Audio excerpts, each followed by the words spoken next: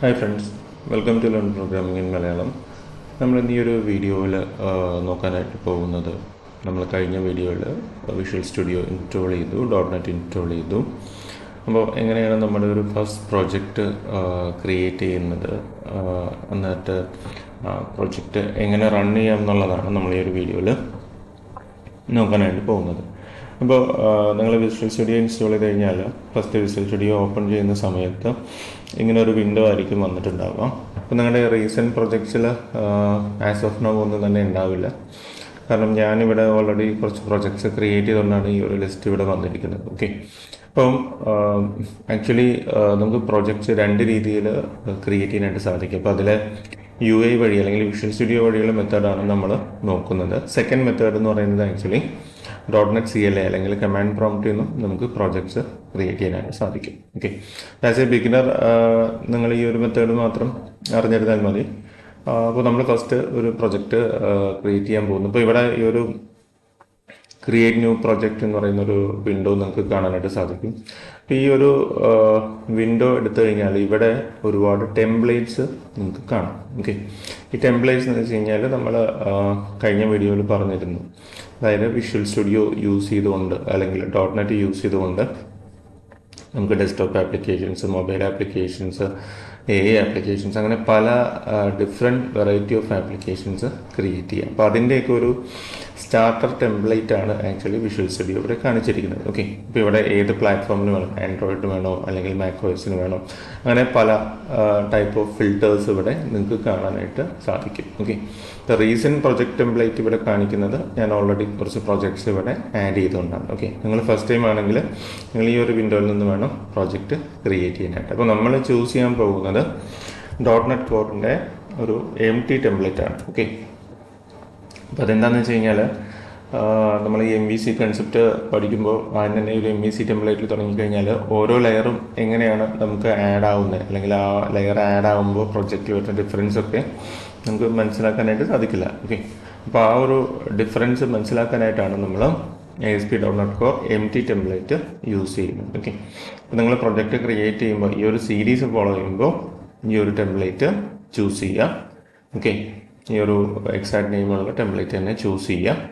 എന്നിട്ട് നെക്സ്റ്റ് കൊടുക്കുമ്പോൾ നെക്സ്റ്റ് വരുന്ന വിൻഡോ എന്ന് പറയുന്നത് ആക്ച്വലി നമ്മുടെ പ്രൊജക്റ്റിൻ്റെ ലൊക്കേഷനാണ്, എവിടെയാണ് സേവ് ചെയ്യേണ്ടത് അല്ലെങ്കിൽ പ്രൊജക്റ്റിൻ്റെ നെയിം എന്താണെന്നുള്ളതാണ്. ഓക്കെ, ഈ ഒരു പേര് നിങ്ങൾക്ക് ഇഷ്ടമുള്ള പേര് വേണമെങ്കിൽ കൊടുക്കാം. MVC ആപ്ലിക്കേഷൻ എന്നോ അല്ലെങ്കിൽ മൈ സ്റ്റുഡൻറ്റ് ആപ്ലിക്കേഷൻ എന്നോ, അങ്ങനെ എന്ത് പേര് വേണമെങ്കിലും കൊടുക്കാം. ഈ ഒരു പാത്ത് എന്ന് പറയുന്നത് ഡിഫോൾട്ട് പാത്തായിരിക്കും, നിങ്ങളുടെ ആക്ച്വൽ ആപ്ലിക്കേഷൻ സ്റ്റോർ ചെയ്തിരിക്കുന്ന പാത്ത്. ഓക്കെ, അപ്പോൾ അത് കൊടുത്തു കഴിഞ്ഞാൽ ഇനി ഡിഫോൾട്ട് ലൊക്കേഷനൊക്കെ സെലക്ട് ചെയ്ത് കഴിഞ്ഞാൽ നമുക്ക് നെക്സ്റ്റ് പോവാം.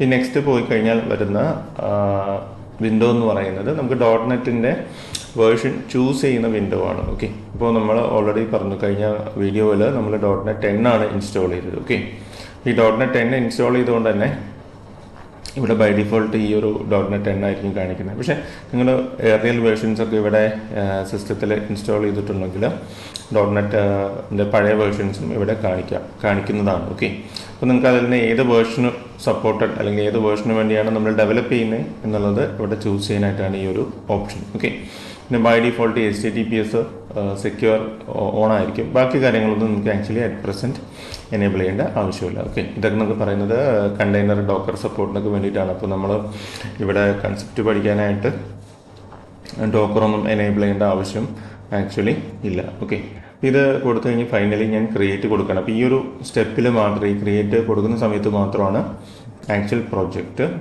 സിസ്റ്റത്തിൽ ക്രിയേറ്റ് ആവുന്നത്. ഓക്കെ, ഈ ഒരു പ്രൊജക്റ്റ് ജസ്റ്റ് ഫ്യൂ സെക്കൻഡ്സ് എടുക്കും ഇതൊന്ന് ക്രിയേറ്റായി വരാനായിട്ട്. അപ്പോൾ ഈ ക്രിയേറ്റായി വന്നു കഴിഞ്ഞാൽ ആക്ച്വലി സിസ്റ്റത്തിൽ വിഷ്വൽ സ്റ്റുഡിയോയിൽ നമ്മുടെ ഈ ഒരു .NET Core empty ടെംപ്ലേറ്റ് കൊണ്ട് നമ്മൾ ക്രിയേറ്റ് ചെയ്ത പ്രൊജക്റ്റ് സ്റ്റാർട്ടായി വരുന്നതാണ്. ഓക്കെ, അപ്പോൾ ഈ ഒരു പ്രൊജക്റ്റ് നമ്മളിനി നെക്സ്റ്റ് നോക്കുന്നത് ഈ ക്രിയേറ്റ് ചെയ്ത പ്രൊജക്റ്റ് നമ്മൾ എങ്ങനെ റൺ ചെയ്യുന്നു എന്നുള്ളതാണ്. ഓക്കെ, അപ്പോൾ ഈ ഒരു പ്രൊജക്റ്റ് ഇവിടെ ഓപ്പൺ ആയിട്ടുണ്ട് വിഷ്വൽ സ്റ്റുഡിയോയിൽ. അപ്പോൾ ഇവിടെ റൈറ്റ് സൈഡിൽ ഈ റൈറ്റ് സൈഡ് വിൻഡോയിൽ കാണുന്ന സൊല്യൂഷൻ എക്സ്പ്ലോറർ ആയിരിക്കും ആദ്യം ഓപ്പണായി വരുന്നത്. ഓക്കെ, ഈ സൊല്യൂഷൻ എക്സ്പ്ലോററിൽ നമുക്ക് ഈ ഒരു വീഡിയോ പോയിന്റ് ഓഫ് വ്യൂ നോക്കിക്കഴിഞ്ഞാൽ മെയിനായിട്ട് ചെക്ക് ചെയ്യേണ്ട ഫയൽ എന്ന് പറയുന്നത് program.cs ആണ്. ഓക്കെ, ഈ program.cs നിങ്ങൾ ഓപ്പൺ ആക്കി കഴിഞ്ഞാൽ ഈ ഒരു വിഷ്വൽ സ്റ്റുഡിയോയുടെ കോഡ് എഡിറ്ററിൽ നിങ്ങൾക്ക് ഈ ഒരു program.cs ഓപ്പണായി വരുന്നത് കാണാനായിട്ട് സാധിക്കും. ഓക്കെ, ഞാനിവിടെ കുറച്ച് സൂം ചെയ്യാണ്. അപ്പോൾ ഈ ഒരു കോഡ് എക്സ്പ്ലെയിൻ ചെയ്യുന്നതിന് മുന്നേ തന്നെ നമുക്കിത് എങ്ങനെയാണ് റൺ ചെയ്യുന്നതെന്ന് നോക്കാം. ഓക്കെ, അപ്പോൾ ഈ ഒരു ആപ്ലിക്കേഷൻ പുള്ളി സ്റ്റാർട്ടായി കഴിഞ്ഞാൽ നിങ്ങൾക്ക് ഇവിടെ ഈ ഒരു HTTPS എന്ന് പറയുന്ന ഈ ഒരു ഗ്രീൻ ഒരു ബട്ടൺ ഇവിടെ കാണാനായിട്ട് സാധിക്കും. ബേസിക്കലി ഇതാണ് ആക്ച്വലി നമ്മുടെ ആപ്ലിക്കേഷൻ സ്റ്റാർട്ട് ചെയ്യാനുള്ള അല്ലെങ്കിൽ റൺ ചെയ്യാനുള്ള ഒരു ബട്ടൺ എന്ന് പറയുന്നത്. ഓക്കെ, അപ്പോൾ ഇത് ഞാനിവിടെ ക്ലിക്ക് ചെയ്ത് കഴിഞ്ഞാൽ ആക്ച്വലി നമ്മുടെ ആപ്ലിക്കേഷൻ ഇവിടെ സ്റ്റാർട്ട് ആവുന്നതാണ്. ഓക്കെ, അപ്പോൾ അത് മേ ബി ഫ്യൂ സെക്കൻഡ്സ് എടുത്തിട്ടായിരിക്കും സ്റ്റാർട്ട് ആവുന്നത്. അപ്പോൾ നമ്മൾ ബിൽഡ് ചെയ്യുന്നത് ഒരു വെബ് ആപ്ലിക്കേഷൻ ആയതുകൊണ്ട് തന്നെ ബ്രൗസർ വിൻഡോ ഓപ്പൺ ആയിട്ട് ബ്രൗസർ വിൻഡോയിലായിരിക്കും നമുക്കിതിൻ്റെ ഔട്ട്പുട്ട് കാണുന്നത്. ഓക്കെ, ഇവിടെ താഴെ മെസ്സേജ് കാണാനായിട്ട് സാധിക്കും, ബിൽഡ് സക്സീഡഡ് എന്ന് പറയുന്നത്. ഓക്കെ, അതിൻ്റെ അർത്ഥം നമ്മുടെ ഈ ഒരു കമ്പൈലേഷൻ സ്റ്റെപ്പ് കറക്റ്റായിട്ട് വർക്ക് ചെയ്തു. അത് കഴിഞ്ഞ് ഇവിടെ ഒരു ടെർമിനൽ വിൻഡോ ഓപ്പൺ ആയി വരും, കമാൻഡ് പ്രോംപ്റ്റ് വിൻഡോ. അപ്പോൾ ഇത് ഫുള്ളി സർവീസ് എല്ലാം അപ്പതിന് ശേഷമായിരിക്കും നമ്മുടെ ബ്രൗസർ വിൻഡോ ആക്ച്വലി ഓപ്പൺ ആയി വരുന്നത്. ഓക്കെ, ഇപ്പോൾ ഇവിടെ ആപ്ലിക്കേഷൻ ആക്ച്വലി സ്റ്റാർട്ടായി. നെക്സ്റ്റ് എന്ന് പറയുന്നത് നമ്മുടെ ആപ്ലിക്കേഷൻ ബ്രൗസറിൽ സ്റ്റാർട്ടായിട്ടുണ്ട്. ഓക്കെ, അപ്പോൾ ഈ ഒരു ആപ്ലിക്കേഷൻ ഇപ്പോൾ ജസ്റ്റ് ഒരു ഹലോ വേൾഡ് ആണ് പ്രിന്റ് ചെയ്തിരിക്കുന്നത്, കാരണം അതൊരു ബൈ ഡിഫോൾട്ട് വരുന്ന ഒരു കോഡാണ്. ഇത് ലോക്കൽ ഹോസ്റ്റിൽ 7213 എന്ന് പറയുന്ന ഒരു പോർട്ടിലാണ് നമ്മുടെ ആപ്ലിക്കേഷൻ സ്റ്റാർട്ട് ചെയ്തിരിക്കുന്നത്. ഓക്കെ, അപ്പോൾ ഈ ഒരു കോഡ് നമ്മൾ നോക്കുവാണെങ്കിൽ നിങ്ങൾക്ക് കാണാനായിട്ട് സാധിക്കും. ആക്ച്വലി ഈ ഒരു ലൈൻ ഓഫ് കോഡിൽ നിന്നാണ് നമ്മുടെ ആപ്ലിക്കേഷൻ ഔട്ട്പുട്ട് കാണിച്ചിരിക്കുന്നത്. ഓക്കെ, അപ്പോൾ ഇത് ഏറ്റവും സിമ്പിളായിട്ട് ഒരു ബിഗിനർ പോയിന്റ് ഓഫ് വ്യൂവിൽ നമ്മൾ പറയുവാണെങ്കിൽ